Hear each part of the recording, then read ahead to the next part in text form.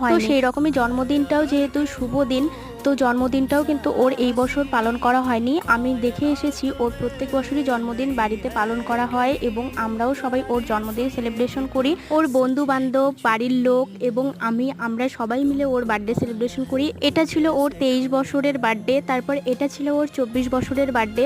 আরও অনেক ফটো ছিল যেগুলো এখন আমি তোমাদের সাথে শেয়ার করতে পারছি না, কারণ আমার এই ফোনটাতে নেই, অন্য একটা ফোনে রয়েছে। তো এই বছর যেহেতু ওর কেক কাটাও যাবে না, সেই জন্য প্রথমে মন্দিরে পুজো দেই এবং ওর যাতে আজকের দিনে একটুও মন খারাপ না হয় এবং প্রত্যেক বছরের মতো আজকের দিনটিও যেন ও ভালোভাবে উপভোগ করতে পারে, সেই জন্য হঠাৎ করেই প্ল্যান করলাম যে চলো আজকে তোমার কাজে বেরোতে হবে না, চলো ঘুরেই আসি একটু। তো সেই জন্য ও আর কাজে গেল না, ও কিন্তু বাড়ি থেকে বেরিয়েছিল কাজে যাওয়ার জন্যই।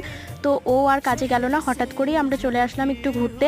তো আগের দিন তোমরা একটা ব্লগে দেখেছিলে আমরা সেই কোচবিহারের নতুন ক্যাফেটার সন্ধানে এসেছিলাম, কিন্তু খুঁজে পাচ্ছিলাম না। আজকে লোক